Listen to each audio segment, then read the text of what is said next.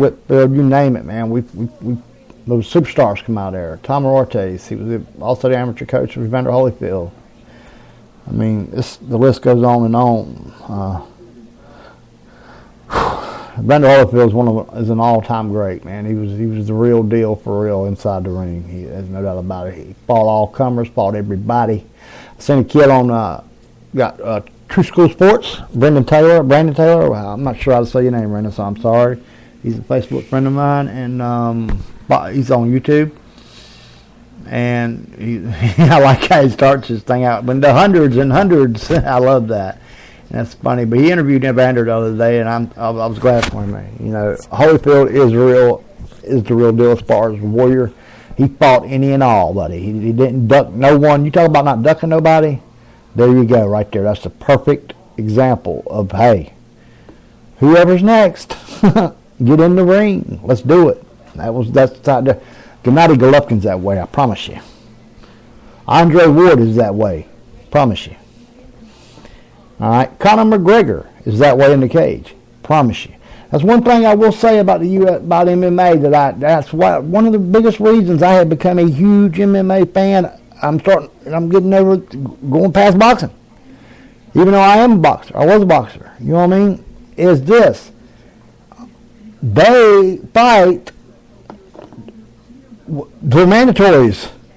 One fights two fights three, you know, and so on and so forth. I mean, you're going to fight the best, fight the best. Let's just say that.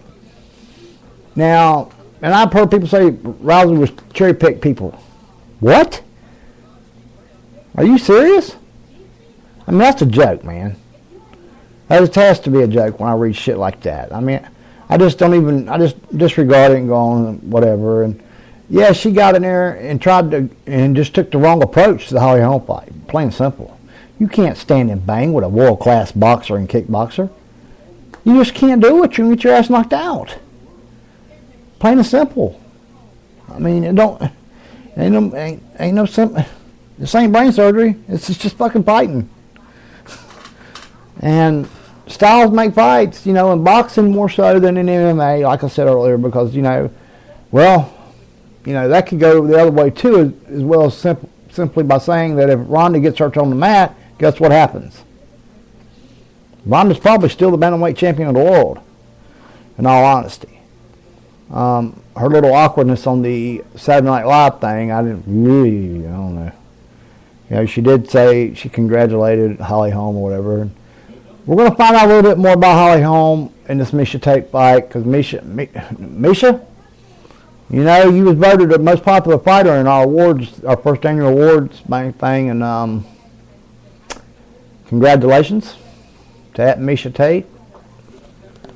And you'll hear me say "at" a lot because of Twitter, and that's where mainly we stay on Twitter quite a bit. And she tries to stand and bang with Holly Holm. She's going to do the same damn thing's going to happen to you, honey. Holly Holm is a world-class boxer and MMA fighter.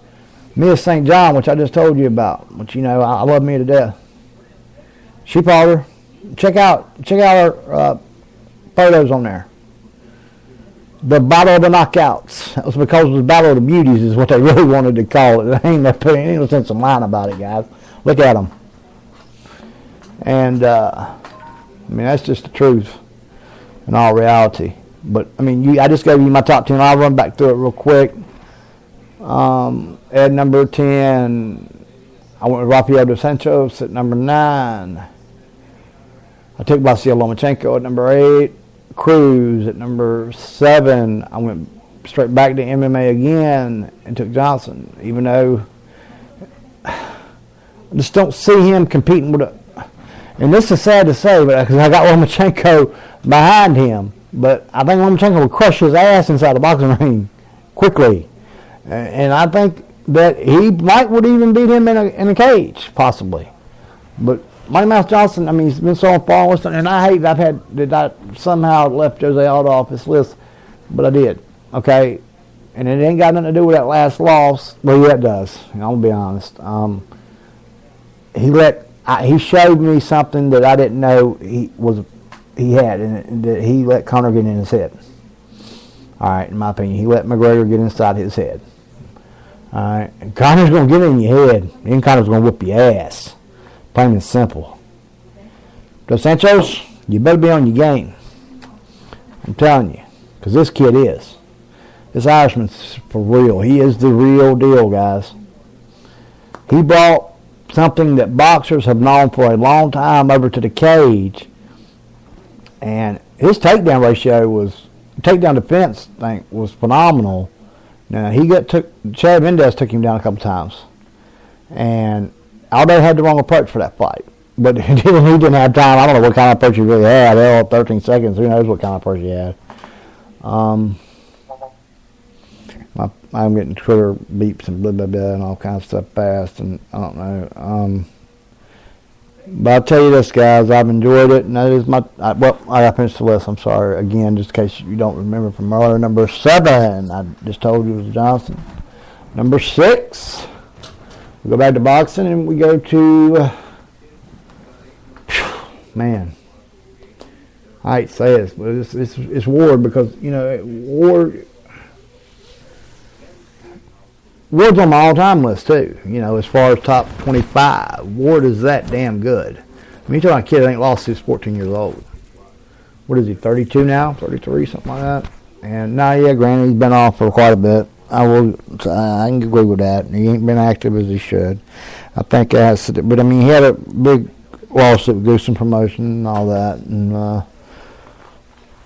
Goosen also handled Paul Williams, which you know, I know Paul through Melvin Cummings and stuff like that, and pretty well, and been following him a bunch, met him in person a bunch, stuff like that. But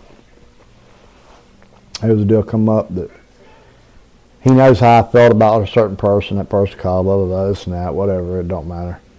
And it's neither here nor there, and I don't care. But we'll finish up at number 5. You know, number 4, number 1, number 2. You know, like I said, I ended up, you know, I put Jones behind McGregor on the total list because I'm going to crossover. And Jones can beat you in MMA in any way. McGregor could step inside a boxing ring and still be successful. All right, he would still be successful inside a boxing ring. Would he be Floyd Mayweather? No. Get that shit out y'all's head now. All right, maybe when Floyd's 46 or something, but he's not going to beat a Floyd Mayweather right now. They just ain't gonna fuck it. That's just not happening. Timmy Bradley, he's not ready for that. I mean, people don't understand the precision that these boxers have, man. Floyd Mayweather has the highest connect percentage of all time. Well, that's kind of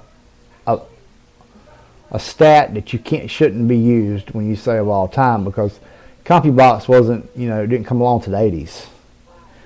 Benitez was pretty damn accurate. You got some guys that they did some analysis on CompuBox as they come along, and ShowStats has a different one. ShowStats is actually a little bit more accurate than CompuBox to me.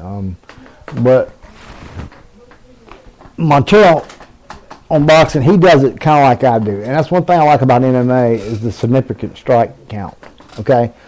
But Mike does what he counts as punches that matter. All right? Significant punches that matter. And his punch count's a lot like mine. Like, CompuBox will give a guy credit for landing 22 punches in a round, or 21 in round 8. Let's go to Maypac, for instance. 21 in round 8 against Mayweather Pacquiao. All right? I counted about 6.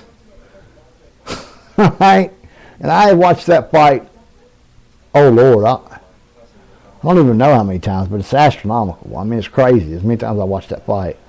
And this slow-mo shit that you see on Facebook and stuff is just stupid. It's the dumbest damn thing I've ever seen. You're going to tell me in 5 minutes you can break down a 36-minute fight in slow motion? You realize what 36 minutes of slow motion is? Well, how long that would be? I mean, just use some common sense here, guys. I mean, you're talking about a 100, well, it'd be over 100 minutes long. It'd be 108 minutes. No way. How the hell are you doing it in 5? So what you're doing is breaking down the 5 minutes worth of punches that he landed in 36 minutes. Is that what you're doing? Let's be real. All right, Mayweather won the fight handily. Handily. He won 8 out of 12 rounds. That's 116, 112, maybe even 117, 111. Okay, now, do it have to do with injury? Maybe, maybe not. Don't know. We don't know for sure. That's all debatable. And you get it argued back and forth. Who knows? I know what you have to do by law to fill out things. I know what happened with the IV thing was, that's against the Nevada State Athletic Commission's rules. All right, now, rules are rules. But, you can do something like that, then you're going to suspend Nick Diaz for smoking fucking pot for 5 years? That woman needs to be... That's why she won our award for the biggest disappointment. We didn't even have no fan vote on that. We didn't do a poll on that. We didn't do shit. Biggest disappointment is the Nevada State Athletic Commission for that bullshit right there. You're going to suspend Nick Diaz 5 years for smoking pot, but you're going to let something like that go by? With nothing? Let's get... Hey, the fair only comes once a year. You don't... I guess it must have come May the 2nd. Oh, wait a minute, no, 3 weeks after that. I'm sorry. And I'm not discrediting Floyd in any way because Floyd's great. He was great. A true great. You heard me do my top 15 pound for pound of all time list. He was at number 5. That's how great Floyd Mayweather is. All right? And Henry Armstrong, to me, and Sugar Ray Robinson are in a league of their own. Okay? Armstrong, to me, should be number 1. I mean, this guy faced 17 world champions. I'm going to get people who's going to say, well, Floyd faced 24, 25, whatever. Look how many damn world champions there is nowadays. Just look at how many WBA world champions in each division there is. There was 1 per division when there was only 7 divisions when Armstrong held 3 titles simultaneously. Lightweight, featherweight, welterweight. Simultaneously. There was no junior welter, no super, no junior lightweight, none of that shit, no junior featherweight. There wasn't none of that. No. I mean, he faced 17 world champions. Guys that have held a title, 17 different... You know what his record was against them? 15-2. All right? That's impressive as shit. Now, that's truly impressive. And then I seen somebody... This is LB Alex. All right, L.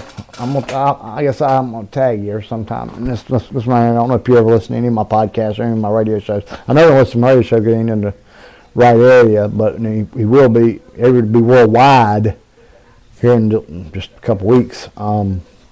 The podcasts are worldwide now. I mean, I got in the UK. I do outstanding numbers on that site over there, and I appreciate it. I mean, like I did that thing out today, shout out this morning, but I thank y'all. Well, yesterday morning now, but for all the listeners, it's just amazing. It's amazing to me. I get paid to do this shit, to get up here and talk about this. I get to interview. I get to talk to the people I get to talk to. We've got some big interviews coming up still. Next week, we're doing a discussion on lightweight, the lighter weight classes. I've got a genius, a lightweight class genius coming on with me. I'll introduce him tonight. We had one with the Wizard of Defense this week. We also had this week, which y'all missed the podcast. It couldn't be dropped on podcast because there's trademark rights and there's all kinds of shit that once you get into this, you realize. And I'm losing some of mine as I move on, but I'm gaining some back. I'm gaining some rights back to the Fights for Boxing&MMA shows, all mine again now. All right, once, it goes Sirius XM, it'll be also, I'll be able to do episode here and there for ESPN of it. But mainly the stuff for ESPN will be coverage of, Cleveland teams, Pittsburgh teams, stuff like that mainly I'll do. And I'll enjoy it. I'll have a good time. Cavaliers, I love them, I grew a hatred towards LeBron James when he left us, I ain't gonna lie, but then was happy to come back. It was a love-hate relationship, I guess. But I was a Cavaliers fan back when Elo and Price and them and Harper was around, so that's how it is. Love Chicago Bulls. I actually like the Bulls too. NBA may be the only sport that I got 2 favorite teams, 2 teams I care for in.